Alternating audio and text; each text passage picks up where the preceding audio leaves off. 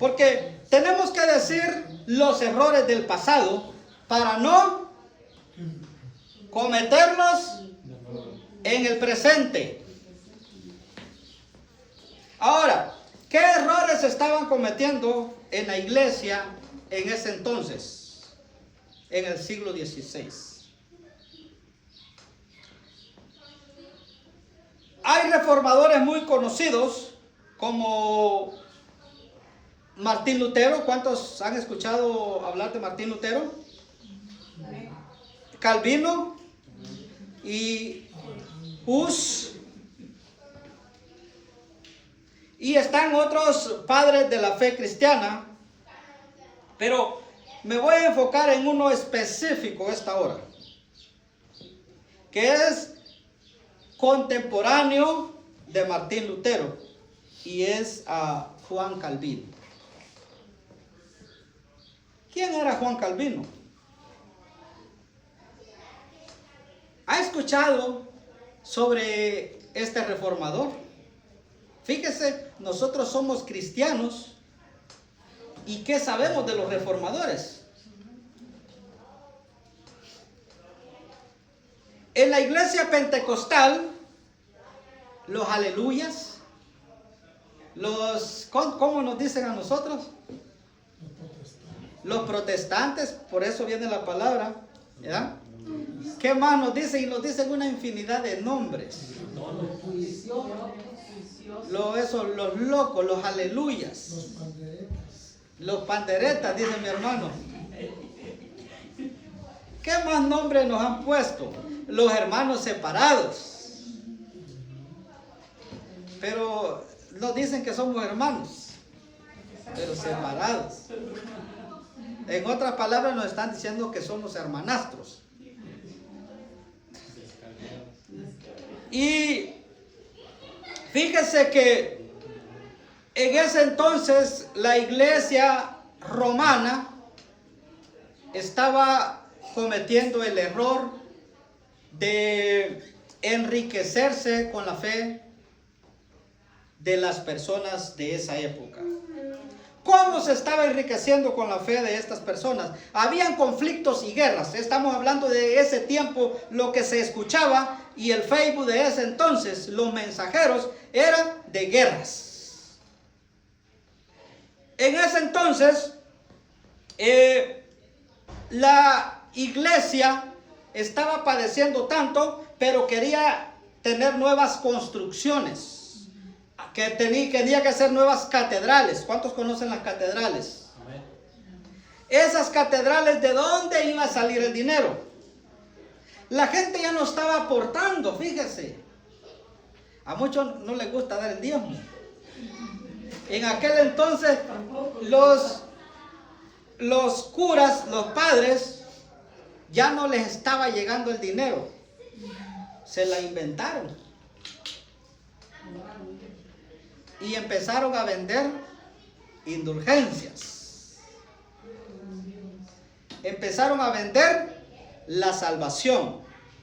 Y estos relatos están en la historia de la iglesia cristiana. Y Justo González da un pequeño relato, un escritor, hasta filósofo de este tiempo, diría yo. Un hombre que vive todavía, fíjese, y hace un relato de la historia de la iglesia cristiana. Justo González. Y por medio de ese estudio de él, también yo formulé un pequeño sermón, un pequeño bosquejo. Y empezaron a vender unos pequeños papelitos por un precio, pero no todos lo podían pagar. Se llenaron las arcas y ese dinero empezó a servir para que se construyeran esas catedrales. Si ves acá las catedrales hermosas que hay, de ahí salió todo ese dinero. Pero de ahí empiezan un espíritu revolucionario. ¿Cuántos espíritus revolucionarios hay acá?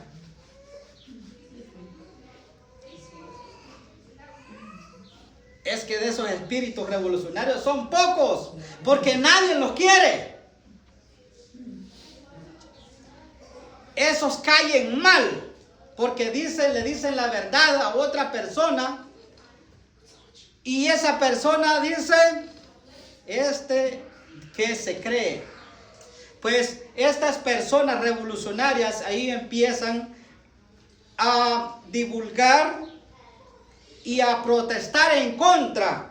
Y entre uno de ellos estaba Martín Lutero, Hus y Calvino. Y de él vamos a hablar en esta hora. Ahora fíjese, Calvino nació en Noyon, Francia, el 10 de julio de 1509. ¿En qué fecha nació Calvino? 10 de julio de 1509. ¿En qué fecha?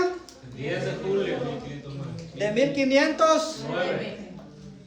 1509. Estamos caminando en el siglo XVI. Y nosotros en esa fecha, ¿en dónde estábamos?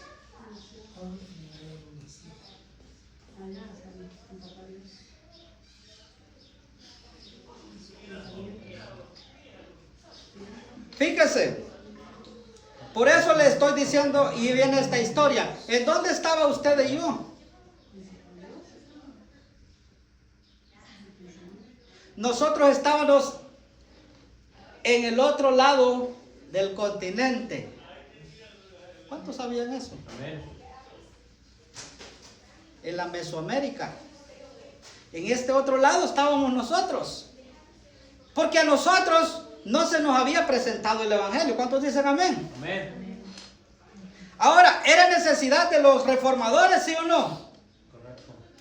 Era necesidad. Y muchos se espantan y se asustan que porque ellos eran curas y padres católicos, y se asustan. Pues la reforma en el siglo XIX de los pentecostales viene un poquito más después. Las denominaciones. Pero ellos fueron los primeros reformadores. Y Juan Calvino fue uno de ellos. Fíjese que él era hijo de su padre, trabajaba en la iglesia, era secretario. Y como todo buen padre, quiere lo mejor para sus hijos.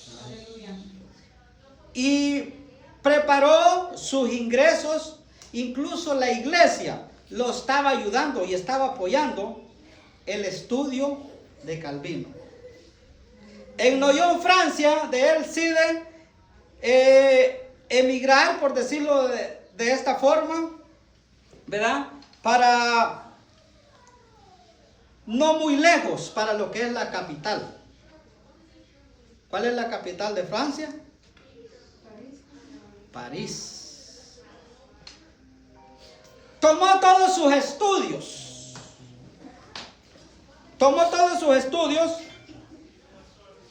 En París. Fíjese, al estudiar él ahí, se da cuenta de las teologías que habían en ese entonces. Si nos dirigimos a ese entonces, habían otros personajes, y las teologías que estaban caminando era la teología de Calvino y la teología de este mentado Hus también. Ahora bien, el humanismo estaba caminando en esa fecha. Pero hay algo también muy importante. ¿Cómo es que Calvino terminó en este otro lado y no siguió en la línea de la de Iglesia Católica Romana? ¿Qué lo hizo cambiarse? ¿Qué influencias hubieron en él? Para que usted sea influenciado a hacer algo, tienen que haber personas. O tiene que haber personajes que usted admire. ¿Ha visto los jóvenes y los que quieren imitar a ciertas personas? o héroes. Y muchos quieren imitar a sus padres, pero padres, compórtense bien, ¿verdad? Porque todo lo que usted haga, su hijo lo va a querer hacer. Si usted hace cosas buenas, yo quiero ser como mi padre, porque mi padre es lo mejor en la vida. Pero si su padre es transero, ¿qué va a suceder? Que el niño va a empezar a hacer tranzas chiquitas también.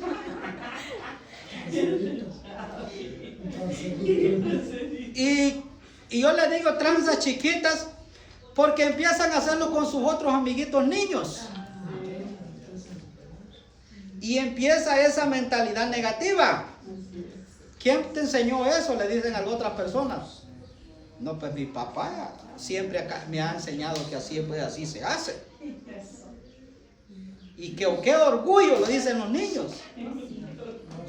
Ellos piensan que es correcto, ¿no? Las madres, las niñas. ¿Por qué las niñas a veces les encanta el chisme? ¿Qué han visto las niñas? ¿Qué han visto? ¿A quiénes están imitando? Pero si su madre se pasa y tiene buenos hábitos, ¿esa niña qué va a hacer?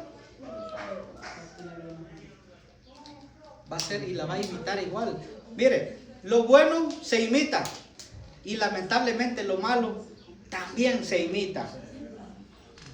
Contagia. Si no, mira que cuando sale una música merengue, salsa, reggaetón y todo lo que es, cuando de repente, ¿qué pasa con su cuerpo? Como el loro, el loro es que mueve la cabeza. Y nosotros los seres humanos, el cuerpo, el pie. El pie empieza a moverse.